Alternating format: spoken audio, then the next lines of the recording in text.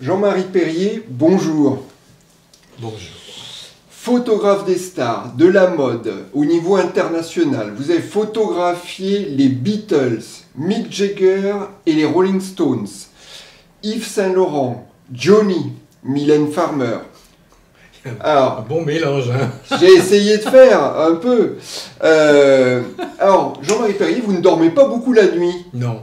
Vous publiez Mes Nuits Blanches chez Calman Levy. Oui, parce qu'en fait, ça c'est un peu... C'est ce que je regrette de ne pas avoir fait quand j'étais môme. Moi aujourd'hui, si j'étais ministre de l'Éducation, je dirais tenez un journal. C'est pas compliqué de faire le soir une page où vous racontez ce que vous avez vu ou pensé. C'est tout. Le moment fort, quoi. Mais non, mais simplement des choses qu'on oublie tout. Parce que moi j'ai tout oublié en réalité, c'est grâce aux photos qui tout à coup me rappellent des trucs. Mais j'ai pas les photos. Moi je peux pas vous raconter ce que j'ai fait entre 0 et, à part faire du piano, 0 et 16 ans. J'ai pas de souvenirs. Ouais. Non, donc c'est très important. Donc là, c'est formidable, si vous voulez. Alors en plus, ce n'est pas un livre de photos, justement. Non. C'est du texte. Oui, alors ça, je vais vous dire pourquoi. Parce que c'est normal, parce que, bon, il vaut mieux avoir ça fait... On pourrait faire Ouais. Ça fait quand même 50 ans qu'on me pose des questions là-dessus, et j'ai, vous savez, un post-it jaune avec marqué photographe 60. J'ai fait des tas d'autres métiers, j'en ai fait au moins 7. On va en parler, non, mais vous voyez, c'est très étrange. Et une fois que vous avez ça, là, eh bien, comme d'abord, beaucoup de journalistes n'ont plus le temps de travailler, parce qu'en plus, ils sont sous-payés, et puis c'est souvent des assistants qui font le boulot pour les grands. Et donc, du coup, comme le port-salut, c'est marqué dessus, Jean-Marie Perrier, c'est photo. Ils vont sur Wikipédia, et puis voilà. Donc, c'est toujours les mêmes questions de Wikipédia, je les connais par cœur. Alors, on va essayer de pas tomber dans ce piège. Oh, bonne chance. Alors, on va le tenter. Étienne Daho, un jour, vous incitez à publier le meilleur de vos photos. Et vous le faites, et vous le faites quotidiennement sur Instagram. Hier soir, sur votre compte Instagram, vous avez annoncé que c'était aujourd'hui votre anniversaire. Oui, ce qui était épouvantable. J'ai horreur d'être vieux d'abord, déjà, et ensuite, je ne supporte pas qu'on me souhaite mon anniversaire. On ne l'a pas fait. Parce que vraiment, je ne vois vraiment pas de quoi se réjouir d'être de plus en plus près du trou. Parce que pour moi, c'est pas une année de plus, c'est une année de moins. Donc, je vois pas l'intérêt. Alors, juste quand même, parce que, photographe, ça vous colle peut-être à la peau, mais on pourrait dire écrivain. Est-ce que pour vous... Oui, mais c'est très tard, ça. Oui, mais c'est votre présent. L'écriture, pour vous, finalement, ça dit plus qu'une photo? Non. L'écriture, en réalité, faut que je revienne au départ. Quand j'étais jeune, j'étais musicien. J'étais musicien complètement, c'est-à-dire que je faisais du piano, j'ai fait tout, l'harmonie, le solfège, je composais. Et alors, juste dans musicien, c'est la famille qui vous a mis là-dedans? Pas du tout. Comment cette passion vous est venue? Mais parce que mon père, François Perrier, qui ne comprenait pas bien la musique de toute façon, et j'étais le seul, finalement, dans la famille, à une sorte de mouton noir qui n'arrêtait pas de penser qu'à ça et de ne faire que ça. Je ne comprenais pas ce que je foutais en classe. Bon. Donc, si vous voulez, un jour, on va faire très court, un jour, j'ai appris par un amant de ma mère que mon père n'était pas mon père. Il m'a montré une pochette de disque en me disant, voilà, ton père, c'est lui. Et j'ai vu un noir entouré autour d'une guitare, dont vous connaissez le nom, mais moi, je ne le prononce plus. Mais... bon, ça fait un choc terrible à 16 ans quand même, parce que c'était que ça ma vie, moi. Je faisais rien en classe d'autre. Donc, j'ai été le voir à l'Alhambra. Il avait énormément de talent, c'était un grand artiste. Mais humainement, c'était une merde, ça se verra plus tard. Et donc, j'ai pris un choc terrible, parce que vous vous rendez compte, à 16 piges... Oui, ma passion, c'est finalement... C'est ça, parce que moi, je vois sur scène, c'est ce que j'ai envie de faire quand même, depuis que je suis né. Et tout à coup, j'ai réalisé pendant la nuit que mon père, François Perrier, m'a adopté quand je suis né. Donc j'ai décidé de l'adopter à 16 ans. Et j'ai coupé tout ce qui ressemblait à l'autre.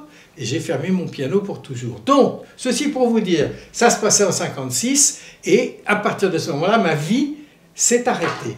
Tout ce que je fais depuis, je m'en tape, je le fais pour le plaisir, parce que j'ai rencontré des gens. Tous les 10 ans, j'ai changé de vie. C'est pour ça, si vous voulez, pour finir, c'est pour ça, si vous voulez, que c'est extrêmement troublant d'avoir vraiment changé tous les 10 ans, de vie, de pays, de femmes, de tout, et qu'on vous parle que d'une chose, c'est ce que vous faisiez à 60 ans. Vous vous rendez compte? À la fois, c'est quand même vous qui avez décidé, sur le conseil d'Étienne Daho, de publier ces photos, de les mettre sur Instagram, parce que ça marche. Non, mais vous savez, Instagram, c'est plus tard. Non, Étienne, il m'a dit ça en 90. Oui.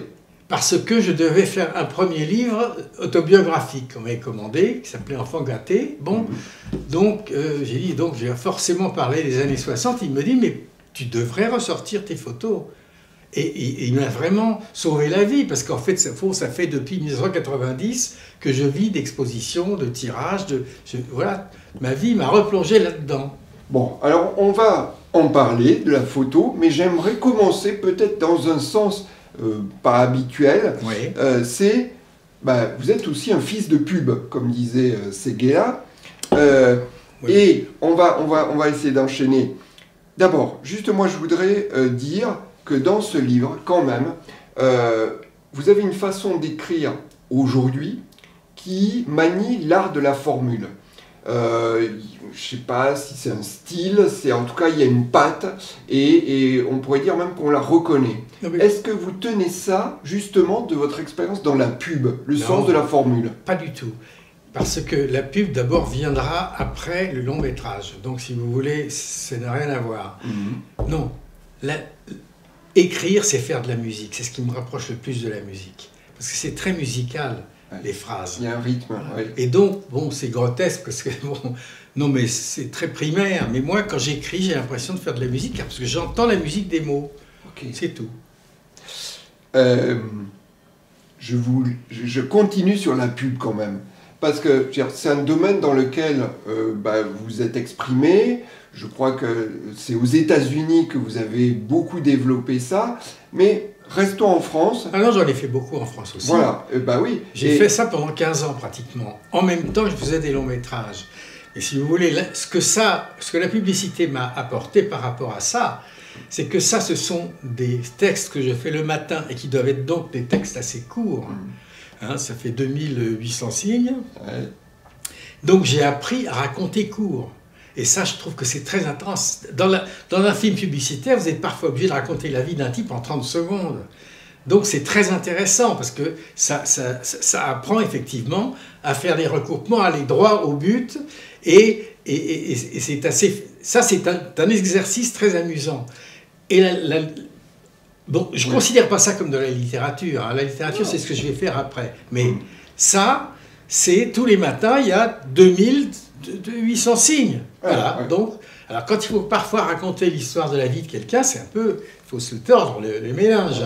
Donc, j'aime beaucoup ça. Et alors, dans cet art de l'écriture ou de la formule, moi, on a compulsé un certain nombre d'éléments. Je prends une campagne de pub que vous avez faite pour la collective du veau. Et cette campagne, elle a fait beaucoup parler d'elle. On va la regarder. D'accord, je vous expliquerai après.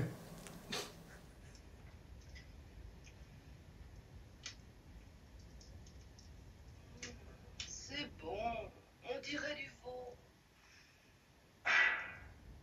Le veau, dans Sissi? Alors, non. Cette pub-là en particulier, elle est formidable parce que, au fond, j'étais à la fin de ma carrière, enfin, entre guillemets, de la publicité, parce qu'en fait, je faisais ce que je veux, là. Bon, j'écrivais le truc tout seul, et ma productrice me dit, bon, écoute, là, il y a des clients, ils veulent absolument un spot, mais il fait 15 secondes. 15 secondes, c'est compliqué. Il faut être très... Je dis, ah bon, très bien. Et alors, c'est quoi? Ils veulent, c'est pour la collective du veau. Ah bon, très bien, parfait, je vais direct au client. Il n'y a pas de genre... d'intermédiaire, oui. Et ça, j'adorais ça, parce que moi, dans la publicité, ce que je ne supportais pas, c'est les conférences qui duraient des heures sur la taille d'un truc. J'en pouvais plus de ça. Donc, J'arrive, je vais voir, et alors dans un bureau, j'arrive et il y a 40 personnes qui sont là, qui vendent du veau, et qui d'ailleurs, souvent les gens ressemblent à leur métier. Je veux dire, il y a pratiquement 40 veaux quoi, qui sont là, qui me regardent, et ils me disent, bon voilà, on va 15 secondes. Bon, d'accord, très bien. Alors comment est-ce que vous comptez faire? Je lui dis, écoutez, c'est très simple, j'ai déjà la phrase de fin, c'est « c'est bon, on dirait du veau ». C'est une phrase que disaient mes parents, les acteurs dans les années 40. Bon. Ah, il me dit, ça c'est formidable, très bien, mais qu'est-ce que vous allez faire? Faites-moi confiance. Hop, et je tourne le truc, et ça donne ce que vous venez de voir. Et effectivement, on en a parlé, et ça a été une de ces campagnes choc qui a beaucoup déplu aux gens de la publicité, je peux vous dire. Là, je pouvais me faire ça à la fin, parce que je savais que j'allais me faire virer de toute façon. Donc, à chaque fois, vous êtes un petit peu avec un rapport avec l'establishment pas toujours évident, non? Mais je n'ai jamais été dans aucun establishment. Écoutez, j'ai arrêté les études en 3e. J'ai ensuite rencontré Philippe Aki, enfin ça, on va en parler. Ouais. Bon, à partir de là, tous les 10 ans, j'ai changé de métier. Par les rencontres que j'ai eu l'occasion de faire. Donc, si vous voulez, moi, je suis comme une boule de billard électrique, mais c'est pas moi qui manie les bumpers, vous voyez. Ouais. Alors, une autre, vous êtes quand même, voilà, on parle de réseau, une autre campagne de pub. Alors, c'est l'establishment et les réseaux, mais je vais être plus direct dans ma question. Oui, je comprends pas, là. Vous avez fait une campagne de pub pour un homme politique. C'était pas forcément évident à vendre. Vous avez été approché par ce candidat qui était candidat à l'élection présidentielle. Comment est-ce que vous vous y prenez aussi facilement que pour le veau? Bien sûr, pareil. Non, parce que j'aimais énormément. D'abord, j'aimais beaucoup Raymond Barre. Bon, hein. C'était un type, voilà, moi, il me plaisait. Bon. Et puis on m'avait bien prévenu, surtout, je devais faire un film de 52 minutes sur sa campagne pour pouvoir passer dans les meetings. D'accord. Et donc, il y a un grand meeting, rendez-vous, comme ça, avec tout le monde. Et Philippe Michel, qui était le publicitaire, qui me dit, avant qu'on commence à parler du film, il me dit, bon, dis donc, mais tu as été photographe, tu n'as pas encore un appareil, parce qu'on n'a pas de photo de lui, il faut faire des photos pour l'affiche. Bon. Je dis, si, je dois avoir... Mais je faisais plus de photos depuis il y a 15 ans. Il me dit, bah, écoute, ouais, d'accord, pourquoi? Ben voilà, il nous faut une photo de lui, cadrée comme ça, sur fond bleu, et il faut qu'il fasse des gestes. Je dis, attends... C'est pas Fernandel, Pépère, ça va quand même être pas de la tarte. Hein. Bon, d'accord. Et je dis, mais pourquoi tu veux la fond bleu? Et tout à coup, Monsieur Raymond Barre, qui depuis le début était dans la pièce en train de dormir, ça on m'avait prévenu, et c'est vrai. Il était là, nationale, mais là, oui. Comme ça, une bûche et une scie au-dessus, il dormait. Bon. Il entend bleu, il se réveille, il fait, ah oui, bleu, comme le ciel dans Hockey Choral, parce que c'était un fou de western. Et là, il part sur le western. Je dis, bon, d'accord, ça va être intéressant, parce qu'il est bien cinglé comme ça. Et il me donne rendez-vous, donc, en bas de chez lui, là, à Saint-Jean-Cap-Ferrat, au bord de la mer. Il me dit, voilà, tel jour, vous venez. Bon, parfait. J'arrive. Il y a le ciel bleu, ça va, tout ça très bien. Mais je me dis, mais comment je vais lui faire des gestes? Parce qu'ils veulent plusieurs gestes pour ensuite choisir. Et là, j'ai eu une idée. Parce qu'il avait un côté force tranquille aussi. Ah oui, calme, mais en même temps, c'est un cinglé dedans. Hein, parce qu'en réalité, il s'en foutait d'être premier. Il ne voulait pas être président. Il voulait pas être président. Mais c'était un formidable homme de conviction. De conviction. Et puis c'était un type intelligent. Et puis bon, il avait tout ce que j'aime dans la vie. C'était quand même un timbré aussi. Ouais. Donc, alors...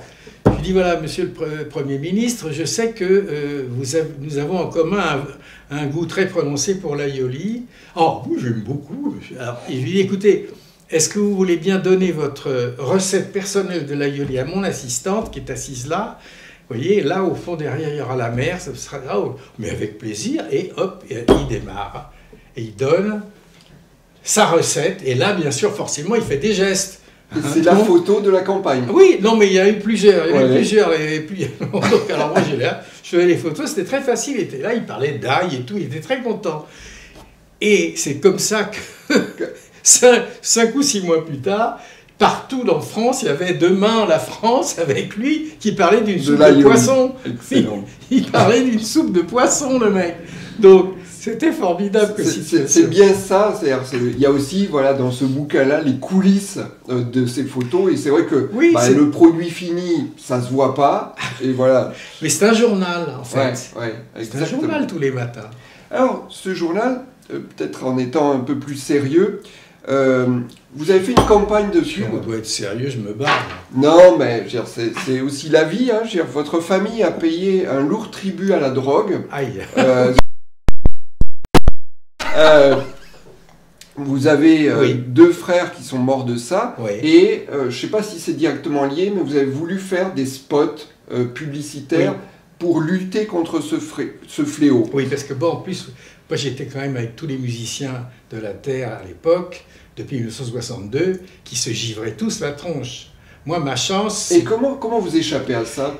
Parce que quand on a déjà un frère qui s'est jeté par la fenêtre à cause du LSD et l'autre qui est avec une aiguille dans le bras, bon, on ne peut Ça pas faire vaccine. ça à sa famille. Et puis, j'avoue que j'avais aussi peur d'être complètement dépassé, parce que j'en connais certains qui sont restés là-haut. Hein. Ils parlaient des cailloux aujourd'hui, les mecs. Donc, Parce que vous parlez des Rolling Stones. oui, tous les Beatles, tout le monde. Bon, Ouais. mais Johnny, tout le monde, ça y Ouais, allait. ouais. Bon, et puis, bon, moi j'arrivais à... Mais attendez, comment vous participez à la fête? Ah, mais justement. Tous ces gens, là, ce qui était très étrange, c'est des mômes, je les ai connus, ils étaient des mômes, ils avaient entre 17 et 20 tous. Hein. Bon, moi j'en avais 22. Et ils étaient entièrement entourés toujours de gens qui leur ressemblaient. C'est-à-dire tout le monde voulait être comme eux. Hein. Autour des Stones, il n'y avait que des Stones, des Beatles pareil, Bob Dylan pareil. Bon, donc, je me disais, moi je ne voulais pas essayer de leur ressembler. Or, c'était ça la particularité. J'étais en cravate, hein, moi. Ouais. Et donc, ils se disaient, bon, lui, il est plus sérieux, ça va. Tu vois. Donc, j'avais des très bons rapports avec eux parce que j'essayais pas d'être comme eux, Une qui se espèce de givraient la concurrence. tronche. Ouais, d'accord. Donc, quand la proposition est venue de Jacques Séguéla, qui dirigeait une très grosse agence, et un médecin était venu le voir en lui disant, il faut faire quelque chose parce que moi, mes gosses, ils tombent comme des mouches avec bon, j'ai fait quelque chose. Bon, lui, il y avait une grosse agence à faire tourner, il n'y avait pas un rond, c'était de l'humanitaire. Ouais. Donc comme il connaissait mon histoire, il me dit, bon ben vas-y, alors fais-le. Bon. Et il me file le bibé. Attendez, je Oui. vous propose qu'on la regarde là maintenant, D'accord. la campagne.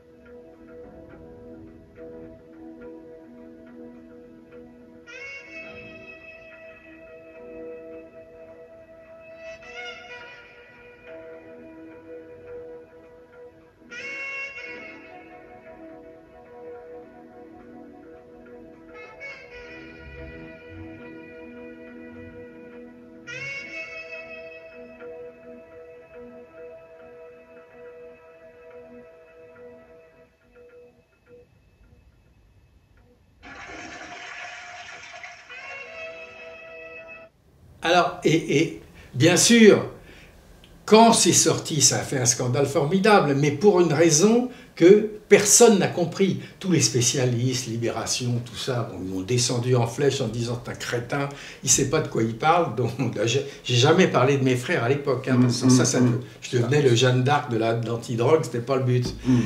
Mais je me suis dit, parce que ce que m'avait demandé Séguéla au départ, il m'a dit tout ce que je te demande, c'est de trouver une phrase qui oblige la conversation entre les parents et les enfants là-dessus. Bon, donc il faut trouver une phrase. Donc je me suis dit très simplement, si les mômes à la télévision voient le mot merde, ils vont immédiatement se tourner vers les parents, les mais là pourquoi ça? Et là, ça a marché. Ça a vraiment marché. On ne pensait pas qu'on allait résoudre le problème de la drogue avec un clip.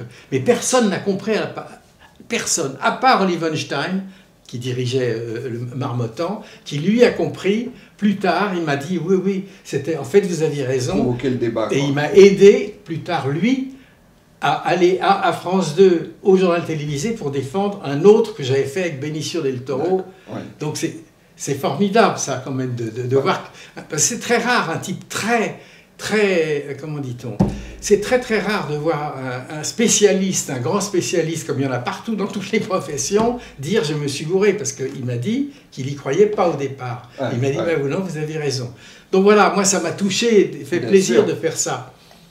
Mais il faut dire aussi que je n'ai jamais rien touché. Moi, ce qui m'a sauvé, c'est que j'ai jamais bu un verre de vin, ni fumé une cigarette qui fait rire avant l'âge de 27 ans. Alors là, je parlais à des mômes qui en avaient 17 et qui avaient commencé ados, ouais. à 14. Mm, mm. Donc c'est insensé. Bon, alors moi j'ai fumé pendant une quinzaine d'années, mais alors, attention, c'était de la ganja qui arrivait de Peshawar, c'était pas les conneries qu'on leur file. Hein. Et Ouais. là, j'ai beaucoup ri avec ça c'est vrai, il faut l'admettre. Et alors, vous avez arrêté comment? Vous en avez eu marre ou... Ah oui, non, c'était pas... C'est pas addictif? Enfin, Je l'ai sûrement été pendant un moment. Oui, c'était très léger quand même d'abord. Ouais. Et c'était fait pour se marrer, c'était pas pour perdre sa tête. J'ai même pris de LSD et tout ça. Non, moi je faisais pas ça. Hein, la cocaïne, je connais pas. Mais bon, la seule chose que je regrette, c'est j'aurais voulu une fois prendre du LSD pour voir. Parce que Fellini l'avait fait. Or moi, Fellini, je l'avais connu en 1956. Alors Comme justement... mon père m'avait ouais. emmené sur son tournage, je me suis dit, putain, mais si ce mec-là, c'est le génie du cinéma, il prend du LSD, faut que j'essaye quand même, merde. Mais non, Bon, je l'ai pas fait. on va pas faire la promo.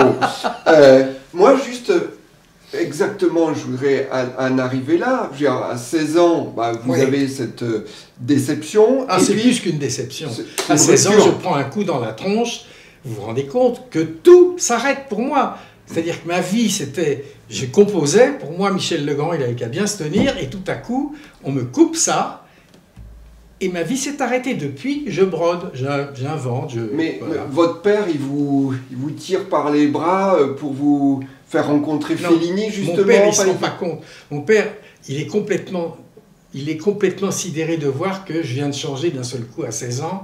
Il ne sait pas encore vraiment pourquoi. Je lui en parle une fois, mais c'était, bon, affreux. Donc... vous décrochez un peu fan de l'école. Enfin, Ah, je n'étais pas très accroché avant. Bon, mais bon, tout à coup, je ne sais vraiment plus quoi faire. Et mon père me dit, bon, et c'est formidable de sa part, parce que mon père, c'est un petit bourgeois au départ, élevé catholique.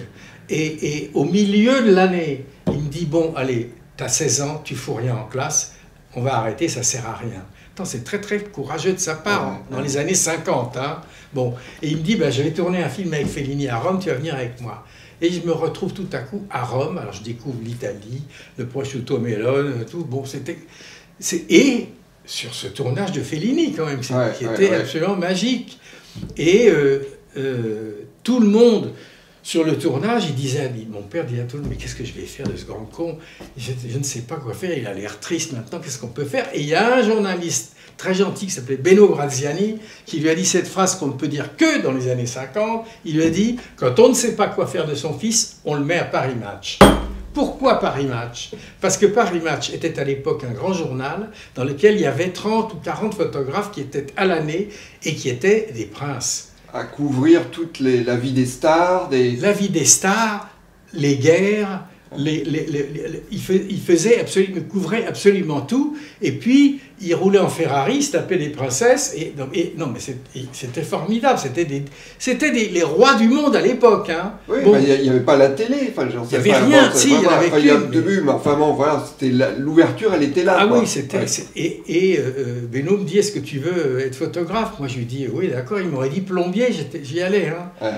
Mais la chance... C'est là que la vie a un sens de l'humour extraordinaire, c'est que le mec qui me présente, c'était Daniel Philippaki à Europe numéro 1 à l'époque, qui faisait l'émission de jazz. C'est-à-dire qu'il me présente un type qui est jeune, beau, intelligent et beaucoup plus cinglé que tous les autres et qui m'engage en 3 secondes. Et vous vous rendez compte, s'il m'avait présenté un mec qui fait de la haute montagne, je faisais de la haute montagne, moi. Hein. Ah, ouais. Mais et le jazz, ça parlait aussi un peu. Je connaissais tout par cœur. Ouais. Je faisais du jazz depuis que j'avais 5 ans, moi. Donc, et tout à coup, je me retrouve avec ce type qui me traite comme un homme en plus, qui me traite comme un adulte. Il me sort de mes problèmes d'enfance, là. Et puis, il m'emmène au Club Saint-Germain. Moi, tous les soirs, j'allais au Club Saint-Germain. Quand j'avais 12 ans, j'allais voir ma mère qui dansait tous les soirs. Donc, bon, j'y allais. Et puis, je voyais tous ces musiciens formidables. Et là, je suis avec Daniel Philippaki. Les mecs, je peux leur parler et ils me parlent.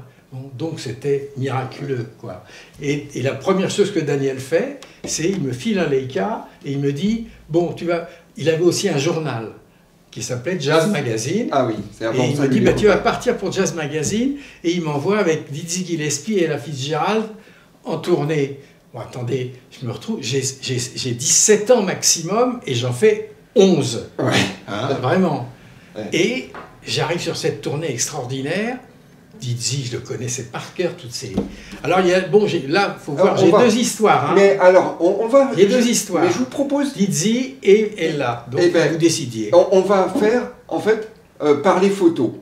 Ça va nous aider. Alors, dans quel sens est-elle? Alors, je ne sais pas s'il y a un sens... Ah si. Alors, si. C'est forcément Dizzy en premier. Eh ben, c'est vous le patron. C'est forcément Dizzy en premier parce que c'est... Je l'ai rencontré à Paris avec Daniel et je me retrouve à Juan-les-Pins, où il y avait le festival, et après on devait partir en tournée. Bon. Et Dizzy, vous savez, à l'époque, les photographes, on pouvait attendre sur le tarmac de l'aéroport de Nice. L'arrivée, on attendait la l'arrivée. descente, comme le président. Bon, là, il y a, hop, le super constellation, il y a 10 photographes qui sont là, qui me regardent comme si c'est qui ce mec? Parce que j'étais vraiment bébé, le avec gamin un truc dont je savais à peine me servir. Et Dizzy arrive, il descend, royal, et puis ils font des photos, tout ça, et puis il me voit, et il se précipite sur moi, et il me dit, bon, tirons-nous, parce que ma femme est tellement bourrée qu'elle croit qu'on vient d'atterrir à New York. Effectivement, en haut de l'échelle, je vois une bonne femme avec le chapeau comme ça. Vous n'avez pas dû vous faire des copains, là, parmi vos collègues photographes? Ils ne comprennent rien, parce qu'il m'embarque, il me dit, tirons-nous, il y avait une limousine qui attendait, et on se tire. Les autres ne comprenaient pas, mais moi je venais de la part de Philippaki. Donc je l'avais rencontré. Donc c'était automatique. Et arrivé dans la bagnole, il m'a dit, dès qu'on arrive là-bas, hein, tout de suite, t'es gentil, on va se baigner. Ah, j'ai dit oui, absolument. Mais alors prends une trompette, parce que comme ça, je pourrais faire une photo de toi dans la mer en train de jouer de la trompette. Et c'est comme ça que j'ai fait ma première. Photo. Voilà, la première photo. Première couverture de Jazz Magazine que j'ai faite. Excellent. Et alors, ce Dizzy Gillespie, en fait, je ne sais pas s'il est malicieux, mais il essaie de vous... Alors, je sais pas, avec Ella Fitzgerald, c'est quoi l'affaire, là? Non, mais il est très malicieux, il est drôle, il a un humour fou, il est gentil, en plus, mais il se marre parce qu'il voit, il se rend compte, comme moi, que Ella Fitzgerald, qui est ma chanteuse préférée, a un tout petit béguin pour moi, mais très démonstratif, quoi. Et moi, je suis là, terrorisé. 17 ans, là? J'ai 17 ans et je suis vierge, comme le canal sous la Manche, hein. Donc, si vous voulez... Je suis absolument terrorisé. Et alors, lui, ça le fait marrer, ça se passe pendant quelques jours et tout. Puis un jour, il m'enferme dans sa loge avec elle.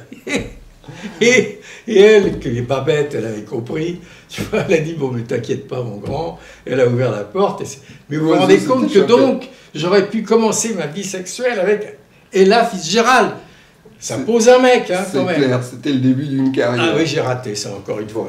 Alors, autre photo... les Beatles, c'est quand même extraordinaire de commencer avec eux.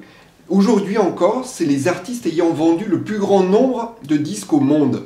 Alors, la photo de votre premier shooting avec eux, c'est celle-ci, celle qu'on voit là. Comment vous est venue cette idée? Alors, d'abord, je les ai rencontrés dans le bureau de Brian Epstein, leur manager. À Londres, c'est ça? À Londres, je ne les connaissais pas, bon. Et je parlais très très mal l'anglais. Donc si vous voulez, quand vous êtes en face d'un groupe, il faut bien comprendre un truc, c'est que vous êtes pas dedans, hein. Ils sont en face et vous êtes tout seul devant. Et je parle pas bien l'anglais, je leur fais quelques photos là-bas dans le bureau, puis je dis, bon bah écoutez, j'ai une idée, on va louer un studio et je vais vous emmener là-bas. Et là, je les mets dans un studio sur fond noir, en ligne, avec un briquet et une cigarette, et j'ai dit à l'assistant, tu éteins tout s'il te plaît. Et hop, dans le noir, là, là je ne savais pas ce que je faisais, hein, et dans le noir, je leur dis, allumez vos cigarettes. Et je fais la photo sur un pied comme ça, mais la vérité, c'est que je ne sais pas ce qu'il y a sur la pellicule. Oui, c'est pas aujourd'hui, on le voit tout de suite. Là, il faut 3 jours. Et puis voilà, je leur ai dit, bah, écoutez, merci les mecs, au revoir. Et il y avait cette photo qui est restée une des et c'est meilleures. comme ça qu'ils m'ont accepté et adopté, puisque finalement, ils m'ont fait travailler pour oui, eux après. Ils vous engagent ensuite à Abbey Road pour l'enregistrement de Sgt. Pepper. Ouais. Dans votre rapport avec John Lennon, Paul McCartney, qu'est-ce qui vous marque le plus? Le plus gentil, le plus affable, c'était Paul McCartney, qui vraiment allait vers vous. J'adorais George, mais bon, on n'arrivait pas à se parler vraiment. Et John, que je trouvais extraordinairement intéressant, mais c'était quand même, c'était pas de la tarte, Pépère, hein, se farcir. Donc, à un moment, je sais que dans cette séquence, cette séance qui a duré 3 jours, on avait fait les studios dans Abbey Road, hein. Oui, oui. Et il venait, quand il y en avait pas un qui était en train de parler aux anges sur le toit, mais de toute façon, il venait, il fallait que je les ai toujours tous les 4. Donc, j'attendais, puis on faisait une photo, puis il repartait, puis on venait, bon. Et puis, je ne sais pas pourquoi, quand je leur ai montré plus tard les photos, John, on n'était pas d'accord, il s'est engueulé avec moi, je ne sais plus très bien ce qui lui déplaisait dans cette photo. Ah, il dit, ouais, non, et puis bon, il s'est tiré. Bon, bah, j'ai dit, voilà, ok, tant pis, voilà, c'est dommage, je le regrettais beaucoup. Mais moi, à l'époque, j'étais obsédé par Mick Jagger et les Rolling Stones. Donc, c'était pas très grave pour moi. Mais j'ai quand même travaillé avec les Beatles pendant 5 ans, hein, en tournée et tout. Alors, justement, les débuts des Rolling Stones, ça passe notamment par la personnalité de Mick Jagger, ce look de petit garçon en colère. Vous les avez accompagnés sur 6 tournées dans leur Boeing privé. On a du mal à imaginer ça. Alors, des artistes aussi dingues, est-ce que ça se laisse photographier facilement? D'abord, au départ, ça se passait en voiture ou en train. Hein. Bon. Et c'est en 72 qui est la première tournée qui est vraiment très organisée. Avant, ils se sont fait avoir financièrement et c'était fait d'une façon délirante. Bon, en train, en voiture, en car, n'importe quoi. Donc, ma chance aussi, là, a été Mick Jagger et Brian Jones, qui essayaient de me parler en français.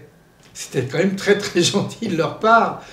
Et moi, j'étais absolument tout de suite fou de Mick, que je trouvais très beau et que je trouvais qu'il ressemblait à Françoise Hardy. Hein. Donc, déjà, j'avais fait des photos de eux deux ensemble, d'ailleurs. Magnifiques. Et voilà, après ça, si vous voulez, c'est allé très vite, parce que j'ai été effectivement en tournée en France, dans le monde, partout avec eux. Mais est-ce qu'ils se laissent faire pour la photo? Enfin, c'est un exercice qui n'est pas... Oui. D'abord, le problème est de savoir comment vous faites pour qu'ils vous acceptent. Si ils vous acceptent, ou ils voient que j'essaye pas d'être comme eux avec les tifs, et que je n'essaie pas de me givrer la tronche comme eux, bon, déjà, il en faut toujours un pour conduire la bagnole au cas où on sort en retour. Non, donc ça se passait d'une façon... Mais vous savez, comprenez bien une chose, on avait tous le même âge, on avait démarré pratiquement à le même âge, c'était la naissance de l'adolescence qui avait le pouvoir, et tout à coup, ceux-là représentaient pour moi ce qu'il y avait de mieux dans le genre agressif. Bien sûr. Il y avait une agressivité dans la salle et sur scène qui était incroyable. Les Beatles, c'était formidable musicalement, mais sur scène, on n'entendait rien, là, parce qu'il n'y avait pas il y avait trop de filles qui hurlaient. Mais ce qu'ont inventé Mick Jagger, Brian et Keith Richards et les autres, je dis les autres parce que bon, on ne va pas... Ces gens-là, quand même, ils ont eu toujours un coup d'avance. Hein. Et ils ont réussi à tenir le coup sur la longueur, alors qu'il y avait des types, il y avait il y avait quand même Bowie, les Led Zeppelin, il y en avait des mecs, tous les groupes ils sortaient toutes les semaines, hein. C'était formidable. Alors, vous avez dit que vous avez pris une photo entre Mick Jagger et Françoise Hardy. Donc Françoise Hardy, on regarde cette photo, c'est la photo avec son regard, cette mèche, voilà, le gros plan. Françoise Hardy, c'est un regard, un style, une présence. Est-ce que vous tombez sous le charme tout de suite? Oui, tout de suite, quand je suis allé la voir, je ne la connaissais pas du tout. Je rentrais de 28 mois d'armée, dont 14 en Algérie. Hein. Donc j'avais vu vraiment du lourd là-bas. Et tout à coup, j'ouvre la porte de la rue d'Aumale et il y a sa mère qui ouvre et derrière, je vois une espèce d'apparition, mais qui était extrêmement touchante et qui le sera toute sa vie parce qu'elle ne se savait pas belle. Elle se pensait pas ça l'intéressait pas. L'innocence. Voilà. En plus, elle était habillée, avec une robe un peu approximative. Et je suis tombé fou de cette fille très très vite. On a marché dans les rues, on a fait des photos, et puis petit à petit, on s'est revus. Enfin, je ne sais plus, je me souviens plus très bien comment ça s'est passé d'ailleurs. Sauf que si, c'était à Marseille. Ça devait être une de ses premières tournées. J'avais été la retrouver là-bas. Je me serais toujours... Après le dîner, je l'ai accompagnée à l'autre. On était dans le même hôtel. Je l'accompagne comment ça s'appelle, à l'ascenseur.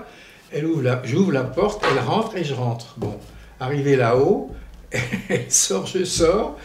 Elle va jusqu'à sa chambre, elle ouvre la porte, elle entre et je rentre. Et ça a commencé comme ça. On n'a pas du tout réalisé ce qui se passait. Comme une évidence. Oui, mais ça, c'est la chance de la vie, quoi. C'est un très beau hasard. Et puis c'était formidable d'être avec une môme qui avait... D'abord, c'est la seule qui écrivait ses textes, parce que tous les autres, d'abord ils étaient américanisés, tout ça, et puis ils chantaient des chansons américaines traduites par des mecs qui n'étaient pas Marcel Proust. Hein. Donc, si vous voulez, elle écrivait ses textes. Et elle était toute seule dans son coin à écrire. Bon, c'était très émouvant. Et elle était, enfin, vous parliez tout à l'heure de Londres, les Anglais adoraient... Oui, alors c'est très très curieux, parce qu'en fait, en Angleterre, elle a commencé par... D'abord, elle chantait Oh merde, le nom, c'est... le hall ouais. Non, comment ça s'appelait le truc? Ah merde. Bon, c'est pas grave. Ah si, c'est très important. On va pas y faire 2 minutes. Non. Mais... Alors, il se trouvait qu'elle chantait à Londres, dans une très, très belle salle, et qu'en l'espace de un mois, elle est devenue la coqueluche de Londres. Ouais. Et aussi parce que on s'occupait beaucoup, si vous voulez, on s'occupait beaucoup de son allure. C'est peut-être ça mon erreur, c'est d'avoir vécu avec elle alors que je l'aimais énormément, et elle aussi apparemment. Ouais. Et au lieu de l'emmener au bord du lac en lui tenant la main, en fait je pensais qu'un truc, c'est son image. La mettre en valeur. Mais le résultat, c'est qu'à Londres, elle est devenue très vite une image de mode. D'égérie, oui. Pour les gens, pour les couturiers, elle était la Française de rêve. Alors qu'elle ne pensait pas du tout à tout ça. Donc c'était merveilleux. Alors, juste un peu d'actualité. Hein. Françoise Hardy, elle a rédigé une lettre au président Macron en faveur du suicide assisté, parce qu'elle a une grande souffrance. Qu'est-ce que vous pensez de ça? Je pense qu'elle a raison, ça fait très longtemps qu'elle en parle, parce que d'abord, il ne faut pas oublier qu'elle l'a fait pour sa mère, hein, parce que sa mère, à un moment donné, lui a dit à la fin de sa vie, elle était dans un tel état, et elle a trouvé ce qu'il faut pour que sa mère meure. Voilà. Donc elle a ça en tête, mais quand elle fait des déclarations comme ça, c'est plus pour en général. Bien sûr, bien sûr. Dire, vous ne pouvez pas laisser des gens dans cette situation-là. Elle, quand on lui en parle, elle dit la même chose, mais elle dit, mais c'est pas tout de suite. Okay. Parce qu'elle lutte. C'est quelqu'un qui lutte. Voilà. Mais c'est vrai que c'est effrayant de penser qu'aujourd'hui, alors qu'il y a des pays partout où ça se fait, je ne comprends pas. Et moi non plus, je ne comprends pas. Parce que moi, j'ai déjà fait, j'ai pris les trucs MDMD, la machin, enfin bon. Où on dit que... Ah oui, on dit que, voilà, dans telle situation, surtout, vous mettez la piqûre. Oui. Bon. Mais pourquoi, qu'est-ce que je voulais dire ça? Qu'il y a des pays en Europe, non, c'est pas ça ce que je voulais dire, c'est... l'acharnement thérapeutique, bon... Oui, non, mais surtout, en plus de ça, moi j'ai pensé toujours aussi, donc j'ai très bien compris ce qu'elle disait très tôt, ça fait longtemps qu'elle parle de ça. Bien sûr, bien sûr. Mais je veux dire, en plus, moi déjà, je comprends pas, déjà qu'on me demande pas mon avis pour venir au monde, je peux avoir le droit de mourir quand je veux quand même, faut pas m'emmerder. Bon. Alors... Autre personnage qui est très présent dans Mes Nuits Blanches, c'est Sylvie Vartan. J'ai compté c'est Oui. celle qui apparaît le plus souvent dans votre bouquin. Oui, parce que c'est Pourquoi celle qui aimait, parce que c'est celle qui acceptait le plus facilement de se faire photographier par gentillesse pure et simple. Pourquoi? Parce que c'est une môme qui venait de Bulgarie, hein, elle savait, elle est arrivée à 5 ans avec la valise en carton, Ouais. elle savait très bien ce que c'est. Donc voilà, comme on s'aimait beaucoup, ben voilà, on était en tournée, je lui disais, tiens, il faudrait qu'on fasse des photos. Hop, elle y allait, elle se coiffait, elle se maquillait, elle mettait une robe et on y allait.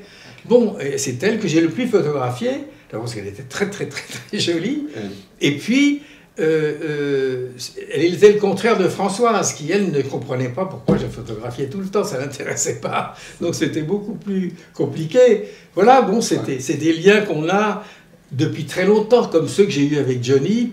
C'était merveilleux. Alors, Johnny, c'est quand même une grande amitié, mais oui. Attention, des gens qui se disent l'ami de Johnny, il y en a beaucoup. Oh non, il y a Vous pire. êtes dans quelle catégorie? Ah non, mais il y a pire. Moi d'abord, je dis jamais ça, moi. Non, parce que il y a tous ceux qui disent Johnny, c'est mon frère. Putain, ça lui ferait une famille infernale. Hein. Le nombre de types qui ont dit ça, moi j'ai jamais dit c'est mon frère, j'ai jamais dit c'est mon ami. Alors qu'on l'était vraiment. Mais j'ai dit la phrase en fait que j'ai pas inventée, c'était Jean Gabin qui avait inventé ça dans les années 50. Il disait l'amitié, je ne sais pas ce que ça veut dire, moi je ne connais que l'estime. Voilà. Bon, il y avait entre nous une vraie estime et ça a duré jusqu'à la fin. Alors, je commence par le début. Oui. Johnny, c'est la photo qu'on voit là. Il vous emmène pour son voyage de noces avec Sylvie Vartan. On vous voit tous les trois aux Canaries, là. C'est quand même pas commun. Non, mais là, si vous racontez ça comme ça dans le film, vous tuez l'histoire. Alors? Oui, non, je veux dire, mais Johnny, vous l'avez connu, je sais pas, oui, mais Johnny, vous l'avez connu, en plus, ils étaient avec Sylvie. Oui.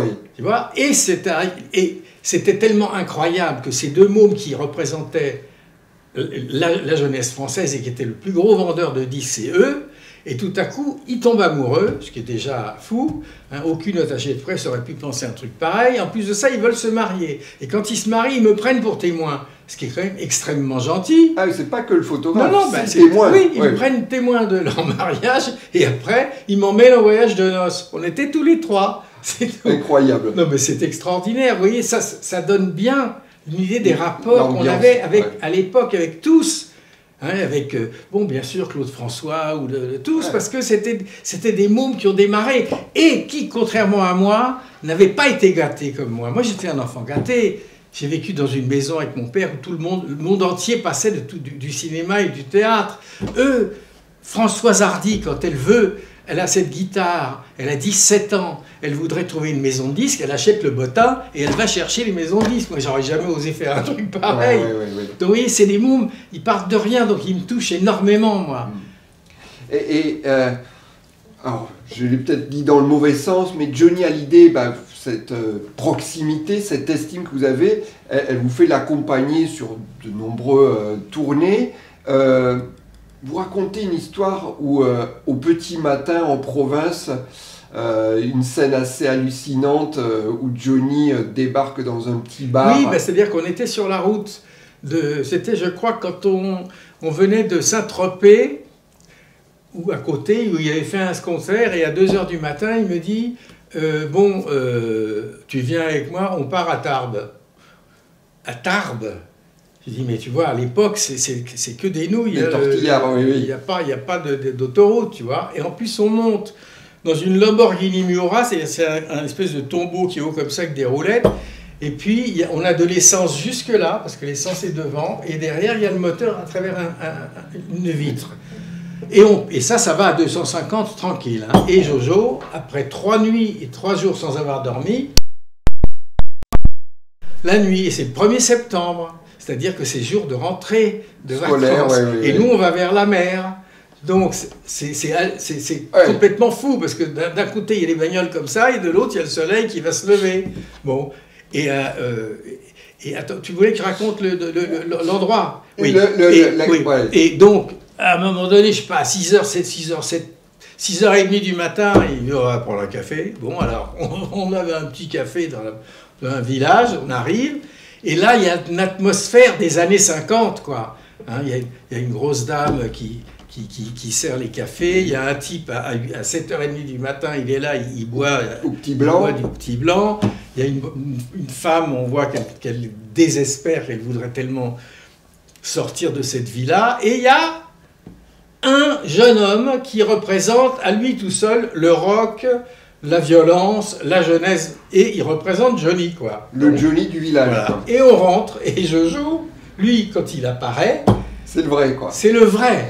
C'est-à-dire que tous ces gens-là, ils sont tétanisés parce qu'au fond, il est la représentation d'une soirée qu'ils ne vivront jamais. Voilà. Et alors, il y a ce môme qui est là, et il se dit, qu'est-ce que je fais là? Parce que, en fait, c'est le vrai, donc c'est très impressionnant. Alors, il dit, est-ce que je vais lui casser la gueule? Parce que c'est arrivé 1000 fois, des gens qui voulaient s'en prendre à Jojo. Mais lui, Coco, alors, Jojo, lui, il a l'habitude, donc...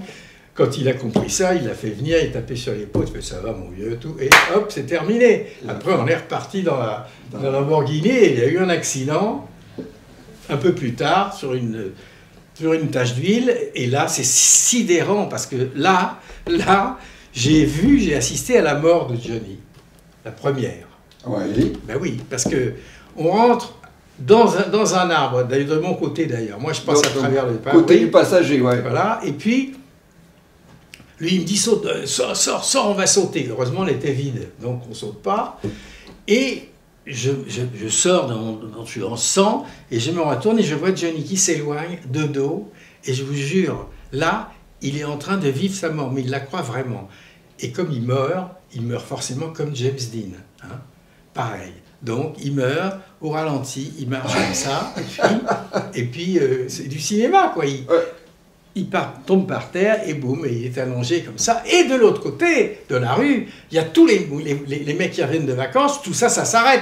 Il y a une Lamborghini Miura, quand même, dans un arbre, c'est intéressant. Et là, il y a Johnny Hallyday qui meurt. Incroyable. Ça fait un beau souvenir de vacances, donc tout le monde se met autour de lui. Hein. Ça y est, là va être la fête, ils vont vendre des frites et tout. Et moi, je suis terrorisé. Je dis, mais il est en train de mourir, parce qu'il a pris le truc. Ouais, quand même.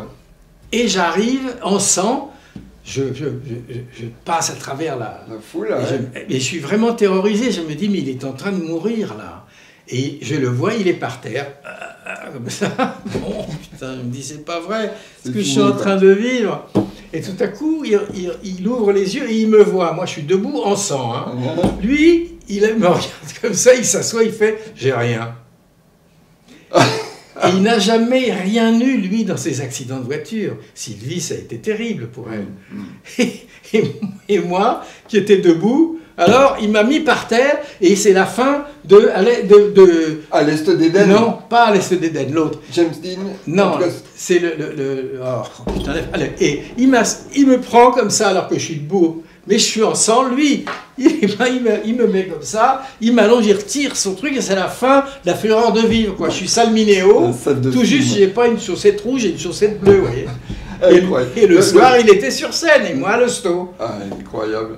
Alors, autre photo, celle qu'on voit là, c'est celle de Jacques Dutronc. Alors, Jacques Dutronc, là, si il faut dire, aux choses sérieuses, au départ, là, quand même, les conditions n'étaient pas forcément réunies pour que vous deveniez amis. La même passion pour Françoise Hardy, elle vous réunit quand même. Oui, parce que en fait, nous avons vécu 4 ans en France. Oui, nous avons vécu 4 ans avec Françoise. Et puis un jour, on s'est séparés gentiment, parce qu'on n'arrêtait pas de voyager et tout. Bon, mais on est restés amis toute notre vie. Je continue de la voir aujourd'hui. Hein. Et 1 an et demi ou 2 ans après, elle me dit, j'ai rencontré quelqu'un. Bon, bah, je lui dis, moi je veux le rencontrer, parce que je ne peux pas une seconde imaginer que j'aime pas la personne qu'elle aime, puisqu'elle, je l'aimerais toute ma vie, tu vois. Et elle me présente Dutronc, et là, je tombe, mais alors, aussi fou de lui que d'elle. Et ça a été la deuxième partie de mes années 60, en fait, a été obsédée par Dutronc. Mes potes disaient, mais qu'est-ce qu'il a après ce mec-là? Mais ce mec-là, ce qu'il avait, c'est qu'il était d'abord... il était en costard, cravate, il était le plus insolent de tout, et il n'était pas comme les autres qui étaient habillés en cuir et qui s'américanisaient leur nom. Lui s'appelait Dutronc, c'est-à-dire ça avait l'air d'une folie. Mais dans sa tête, pas conventionnel pour dessous. D'ailleurs, cette photo... Non, c'est le plus insolent. Non, alors, mais cette photo-là...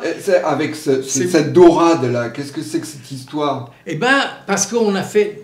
J'ai fait plein de choses avec Jacques, surtout me marrer. Bon. Et là, c'était un jour où on est en train de déjeuner à côté de nos studios. Bien sûr, on bouffe comme des bêtes, on est bourré comme des coins, on se marre. Et j'avais préparé cette photo parce que je trouvais ça drôle. Bon, alors, il y avait la dorade, et puis j'assois Jacques avec un casque, avec le Jack qui finit dans la gueule de la dorade. Bon. Et, attends. Et bon, alors, mon assistante arrive, alors qu'on est là, wow, bon, elle arrive, elle dit, il faudrait quand même que vous veniez faire la photo, parce que le poisson, ça commence à... Alors, c'est la photo qu'on a fait la plus rapide du monde. Alors, on est arrivé, boum, et moi, ce que j'aime dans cette photo, c'est qu'elle ne veut strictement rien dire. Il n'y avait aucun message, rien. Il n'y a pas un non, message les mecs sont cherchés, ils ont conceptuel. Non, c'était juste pour se marrer. Comme d'habitude, j'en ai fait plein des trucs pour me marrer avec lui. Alors, j'aimerais qu'on aborde, toujours à travers ces photos, la deuxième phase de votre vie de photographe, c'est la mode. Ça, c'est donc... dans les années 90. 25 ans plus tard. Oui. Ouais, il y a eu une grosse coupure, ouais. Il y a eu les États-Unis, Los Angeles, mais là, la mode. Cette première photo avec Yves Saint-Laurent, c'est une énigme. Sans doute un génie de la mode, tourmenté par ses démons. Est-ce que vous avez percé le mystère derrière le rideau? Non mais attendez, c'est un peu le contraire. C'est-à-dire que moi je le connaissais des années 60, donc il me connaissait. Hein, il avait fait les costumes des Mick Jagger, oui. Non, et Françoise, ouais. Il avait fait son smoking. Ouais. Non, et je le connaissais très bien à l'époque. Bon, donc... Pour lui, comme pour tous les autres couturiers, qu'est-ce qui se passe? Ils me connaissaient de leur jeunesse, en fait. Ils connaissaient mon travail de leur jeunesse, donc j'avais aucun problème avec eux. Je pouvais leur faire des trucs mis en scène comme je faisais dans les années 60. Et là, en fait, c'est la dernière séance qu'il a fait, en tout cas que j'ai faite avec lui. Je ne pense pas qu'il en ait fait d'autres après. Et cette photo, c'était pour dire adieu. C'est-à-dire, j'ai fait faire un rideau, comme ça, et je le fais juste apparaître après. Bon, c'est une photo d'adieu. Et je crois qu'il l'a demandé pour sa propriété à Marrakech. Oh, mais c'est même plus émouvant que ça, parce que je l'ai rencontré quelques temps plus tard, et il me dit, dans une boîte qui s'appelait le Matisse, qui était une espèce de restaurant formidable où tout le monde allait, et il me fait signe de loin de l'approcher. Alors je l'approche, et il me dit... ça me ferait vraiment plaisir que tu me donnes un tirage de cette photo. Ah, juste, je vais refuser. Donc, je lui fais tout de suite le lendemain le tirage et je lui envoie. Bon. Et puis, c'était pas longtemps avant sa mort. Et quand je reçois cette photo, 2 jours plus tard, boum, je reçois un bouquet de fleurs chez moi et il est mort. Et j'ai laissé ce bouquet de fleurs mourir avec, ça a duré 1 mois, avec les pétales qui tombaient. J'aimais énormément ce type-là. Karl Lagerfeld, un autre grand couturier, ouais. Photographe aussi. Il est passé par Chanel, il a créé sa propre ligne. Il aimait aussi garder le mystère sur sa naissance, ses origines. Comment est-ce que là, vous établissez le rapport avec ce personnage? Parce que c'était un type qui, au fond, était le contraire de l'apparence qu'il se donnait. C'est une carapace. D'abord, il faut comprendre que ce type-là, moi, quand je l'ai connu, il était comme ça. Et que quand on faisait les photos, il était comme ça. La volonté. Je ne sais pas si vous voyez la volonté qu'il faut pour arriver à ça. Bon. Et puis c'est un type qui avait tout un univers. Je veux dire, chez lui, c'était hallucinant. J'ai jamais vu autant de livres de ma vie. Non, donc lui, au fond, comme il faisait peur à tout le monde. Un petit peu, oui, alors qu'en réalité, c'est un type très bien élevé. Hein, et il a été très très gentil d'ailleurs avec moi parce que moi, je sais qu'il commence à faire des photos, tout ça, bon, ça va pas être facile. C'est pas évident, parce qu'effectivement, il a son avis sur tout. Il ne m'a pas dit un mot à part, je fais ce que me demande le photographe. Bon, j'étais sidéré, et il était extrêmement simple, et j'ai fait cette photo magnifique à Hambourg, dans une de ses dernières maisons, et bon, la chance, en plus, il neige. Bon, dès qu'il y a de la neige, on a l'air d'avoir du talent. Hein, la magie est là. Oui. Autre grand styliste, Jean-Paul Gaultier, avec ses défilés spectaculaires. un peu l'enfant terrible de la mode. Ah oui, oui. Qu'est-ce qui vous a lié à lui? Ah ben parce que lui aussi, je le connaissais d'avant. Et puis, lui... Il est un peu plus jeune. Oui, non, puis lui, c'est un danseur, c'est un artiste, il est multifacette. Hein. Et puis, il aime bien provoquer aussi. Et donc, c'est pour ça qu'on avait décidé, tiens, ben, on va faire une photo de toi en pape de la mode. Alors là... Provoque ultime. C'était formidable. En plus, il a le petit truc là de... La lutte contre le sida, oui. Oui, Ouais, non, oui. mais c'est un type avec un humour fou. Et puis il a inventé, il n'a pas arrêté. Et puis c'est un type extrêmement gentil. Alors lui, vraiment, très abordable. Alors, on aurait pu parler d'Issey Miyake, Azzedine Alaïa, Jean-Paul Goude, Thierry Mugler, Vivienne Westwood. Qu'avez-vous vécu de différent pendant ces années fashion, mode, par rapport à la période yéyé? Aucune. Aucune différence parce que ma sœur qui dirigeait le journal, en fait, elle m'a appelé, j'étais à Los Angeles, ça faisait 10 ans. Elle me dit, qu'est-ce que ça va? T'as pas l'air... Moi, je dis, j'en peux plus, là. Ben, elle me dit, ben, t'as qu'à revenir en France, t'as qu'à redevenir photographe, j'ai un journal. Alors, je dis, bon, d'accord. Et voilà, c'est tout comme... Ça s'est toujours passé comme ça, des rencontres. Hein, Et je suis rentré, je suis devenu photographe de Elle pendant 10 ans.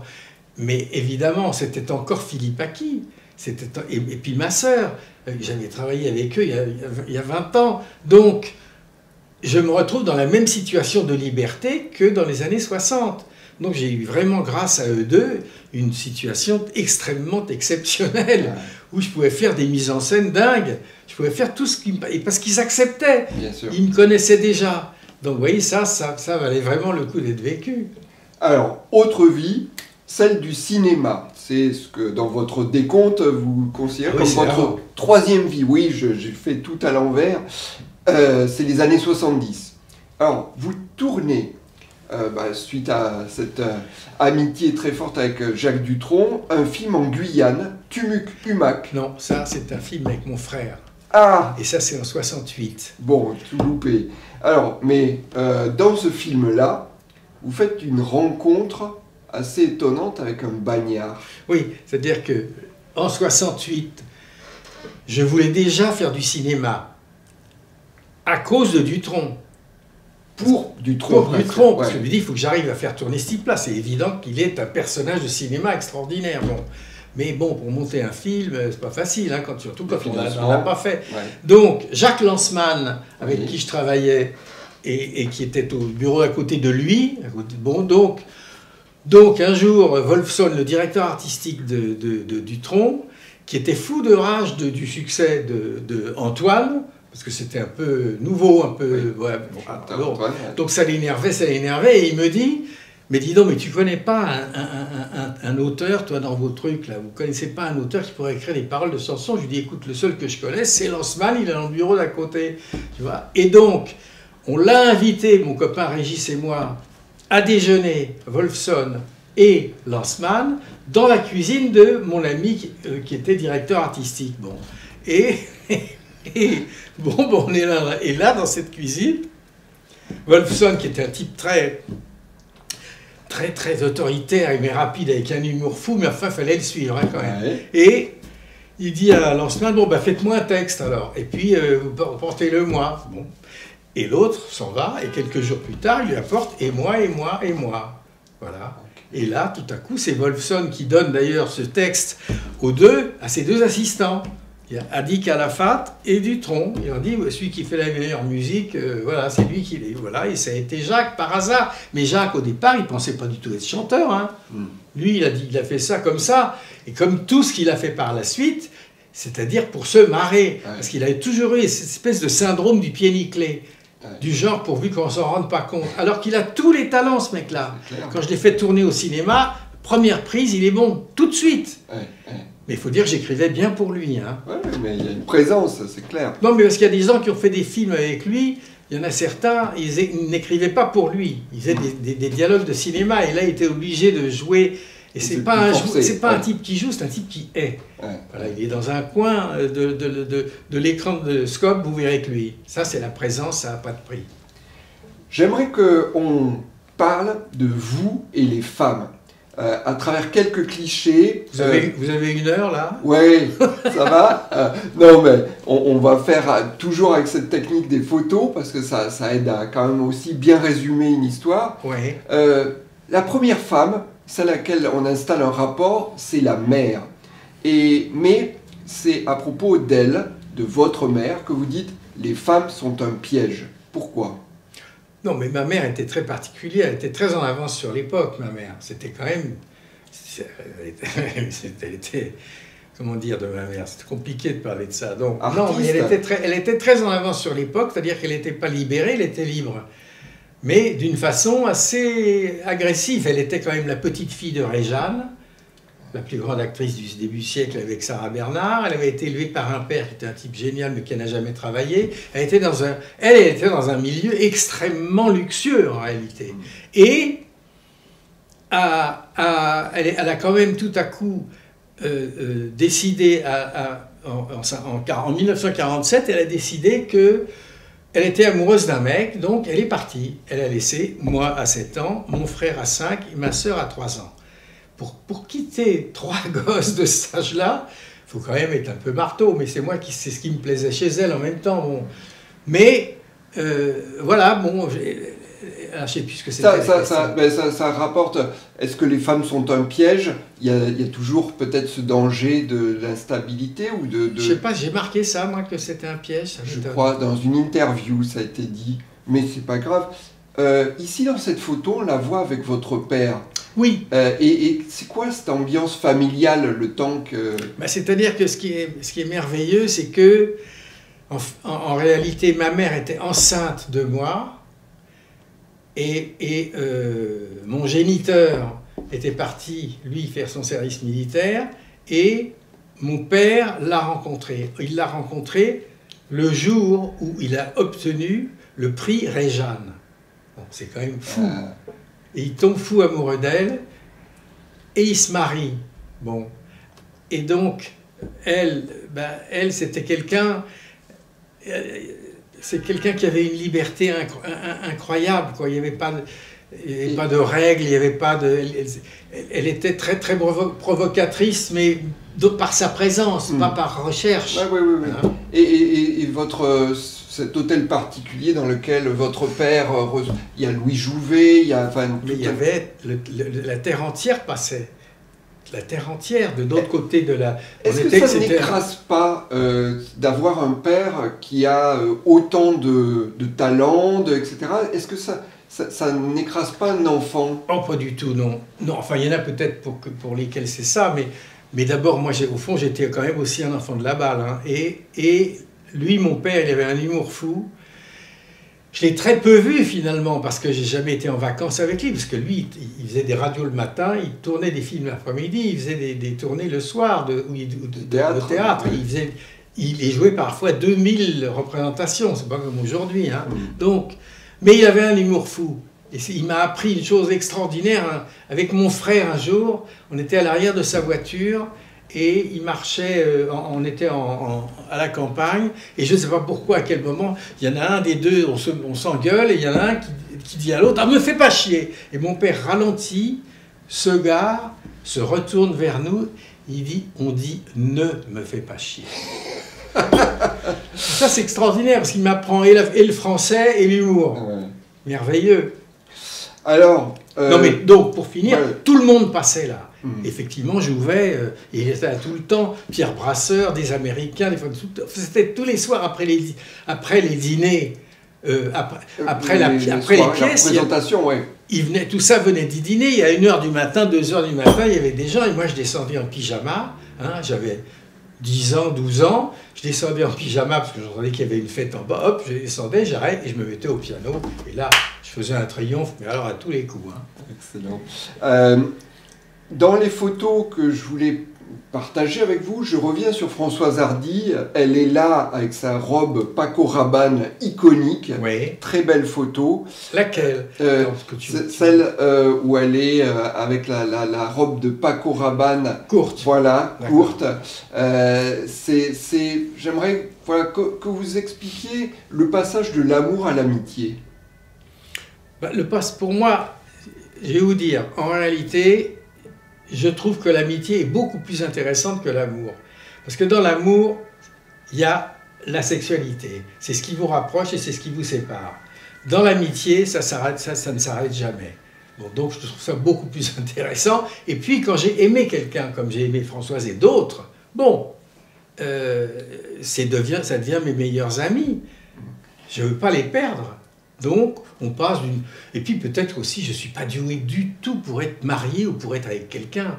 Parce que finalement, au bout de 3 ans, moi, j'ai fait en sorte d'être quitté, hein, toujours. Et je me suis toujours, d'ailleurs, attaché aux types pour lesquels j'étais quitté. Toujours.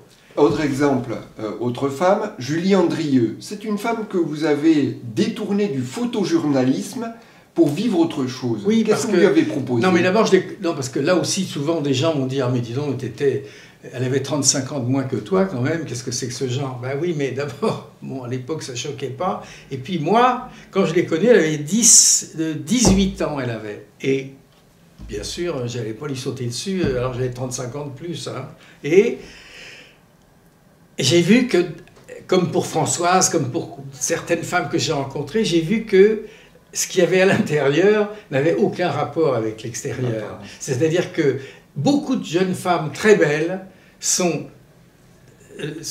très mal à l'aise par les regards des hommes parce qu'ils ne voient que l'extérieur. Ils ne voient pas que dedans, et souvent dedans, c'est un marasme total. Hein. Comme elle, en plus, Julie, son père, elle l'avait connu très tard. Donc, pendant 2 ans, j'ai joué une sorte de rôle de père. C'est-à-dire qu'elle venait chez moi tous les jeudis, je lui montrais des films, je lui montrais des photos. Elle voulait être photographe de guerre. Je lui dis, bon, ça, on va peut-être oublier, parce que la tournante, 3 mois, ça ne vaut pas le coup en Algérie. Dans les grands terrains de conflit, oui. Bon, oui. Si je peux t'épargner les plaisirs de la tournante dans les pays compliqués, je crois que c'est pas plus mal. Et tout à coup, j'ai essayé de faire un peu une éducation comme un père, voilà. Et je l'aimais énormément, mais je ne la voyais pas comme une femme, hein, moi. Et un jour, je suis un jeudi soir, bon, hop, elle a sonné, et bon, alors, j'avais préparé à bouffer comme d'habitude, et puis elle me dit voilà, j'ai 20 ans, je suis vierge, et j'ai décidé que c'est toi. Putain, là, je peux vous dire que le mec, déclaration. Là, une flaque, hein. Parce que pour moi, c'était ma fille. Et donc, c'était impossible. D'ailleurs, j'ai pas pu. Je suis parti à Los Angeles pour essayer de changer les idées. Moi, je me dis, qu'est-ce que je vais faire avec ça? Et je suis revenu. Et ça n'a pas été simple, d'ailleurs, parce que pour moi, c'était vraiment une enfant. Et après, Dieu merci, comme c'est une fille absolument géniale, ben, elle a pris le dessus, quoi. Ouais. Alors, dans ce bouquin, Mes Nuits Blanches, dans ces posts Instagram, vous n'avez pas de tabou. Vous partagez pas mal, quitte à être critiqué. Hein, alors, puisqu'on est entre nous, j'aimerais que vous partagiez un peu. Vous le dites dans un post, un jour vous avez testé le Viagra. Oui. Ça donne quoi? C'était déjà à la fin de ma vie, parce que moi, le sexe, Dieu merci, j'ai rencontré ma petite Daffy, ma chienne, qui m'a définitivement débarrassé du sexe, parce que, bon, les rapports avec elle étaient beaucoup mieux. Et puis, à un certain âge, je trouve que les vieux qui baissent, moi, ça me dégoûte un peu. Je dis, allez, hop, ça va, faut arrêter. Bon. Mais, attends, c'était quoi? Le Viagra, ça alors, oui, quoi? Mais en même temps, je travaillais à elle, et tout à coup, pendant ce mois-ci, le Viagra, tout le monde parlait de ça, c'était une révolution. Bien sûr. Je dis, mais alors, bon, qu'est-ce que c'est quoi ça? Il faut quand même que j'essaye au moins une fois. Alors j'ai acheté la pilule, là, et puis j'ai donné un rendez-vous avec une gonzesse très gentille, que je connaissais déjà, bon, c'était pas grave. Terrorisé, je prends le truc, terrorisé l'idée qu'elle vienne pas, parce que là... le rencard, oui, ben, ça sert pas à grand-chose. Terrorisé, elle vient, adorable, on se connaît, on boit un coup, tout ça, et nous passons à l'action, et là, ça a été un des plus mauvais souvenirs de ma vie, parce qu'on était 3 dans cette pièce. Hein, il y avait elle qui était sur moi, je me souviens, bon, ça gigotait, elle avait l'air assez contente et tout ça. Au milieu, il y avait mon sexe, on aurait dit Mussolini, bon, et puis moi, j'étais là et je regardais la télé. C'est-à-dire qu'en fait, il n'y avait aucun rapport entre les 3. Et en plus, ça fait très très mal hein, à la tête parce que tout le sort descend en bas pour faire travailler la bête. Et moi, j'étais épuisé et je n'ai plus jamais retouché à ce truc-là. Et d'ailleurs, ça a été la fin du sexe pour moi de toute façon. Ça tombait bien, ça a été parfait pour m'aider à arrêter ce truc-là. Alors, je vous avais parlé de Daffy, votre chienne. Il y a aussi Cerise, Hortense, des ânesses. Oui. C'est vos compagnes de l'Aveyron. C'est là que vous habitez aujourd'hui. Le choix de cette région, si différent des États-Unis, de Los Angeles, ça correspond à quoi?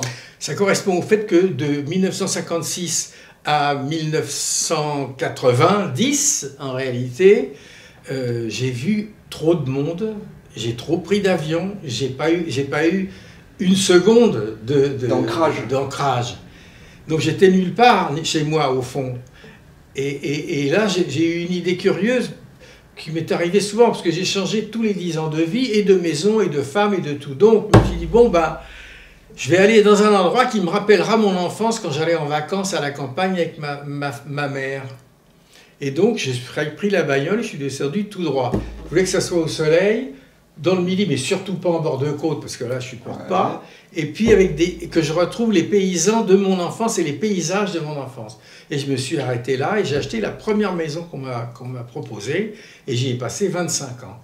Mais là, ça commence à bien faire parce que 25 ans, c'est long pour moi. En général, c'est 10 ans. Et puis, bon, maintenant, je suis vieux. Mes gosses, ils sont pas loin de Paris. Et puis bon, ben, mes amis... En plus, tous mes amis là-bas que j'avais, ils sont morts. Je pense que tout le monde a à mourir partout autour de moi. J'en peux plus. Ouais. Non, mais vraiment, j'ai l'impression maintenant, j'ai l'impression d'être fossoyeur. Donc, j'ai décidé que j'allais rentrer un peu plus haut pour être plus près de Paris. Ok. Jean-Marie Perrier, oui. En fait, quand vous racontez tout ça, on a l'impression d'une vie bien remplie, et pourtant vous dites « je n'aime pas vieillir ». Non, j'ai horreur de vieillir. Non, mais ça n'a pas rapport avec la vie. Ma vie, elle a été formidable, mais elle est quand même ratée. C'est-à-dire la chance que j'ai eue, c'est de faire des métiers différents parce que je ne faisais pas ce que j'aimais. Et si j'avais été pianiste, moi je me disais je suis Michel Legrand peut-être, mais enfin j'aurais pu aussi être pianiste de bar. Hein, c'était pas gagné d'avance. Alors que là, parce que j'ai raté ma vie, ben, je l'ai réussi. Alors, on a une question rituelle à la fin de ces entretiens et merci Jean-Marie Perrier de nous avoir partagé toutes ces émotions et ces moments. Si là, maintenant, vous aviez à prendre un café avec le jeune Jean-Marie que vous étiez à 16 ans, sur le plan de la vocation et de la vie qui va avec, que lui diriez-vous? N'arrête pas la musique. C'est la première chose que je lui disais. N'arrête pas la musique, continue le conservatoire, va jusqu'au bout, de toute façon, tu seras le meilleur. Bon, ça aide, hein, ça. Et puis, j'aurais dit, ce que j'ai dit à mes enfants, te marie pas avant 30 ans, fais pas de gosses avant 35, voilà. Parce que, d'abord, il y a trop de gosses, ensuite, marre-toi avant, fais tout ce qui te passe par la tête, parce qu'après, une fois que tu es marié et que tu as des gosses, c'est formidable pendant quelques temps, et en tout cas, ta vie, elle sera plus jamais pareille, hein, parce que tu as peur tout le temps. Tu dors plus la nuit, là, avec des gosses, c'est infernal, ce truc-là. Bon, ça n'empêche pas d'avoir des nuits blanches. Jean-Marie Perrier, merci. C'est le résultat de mes gosses, ça.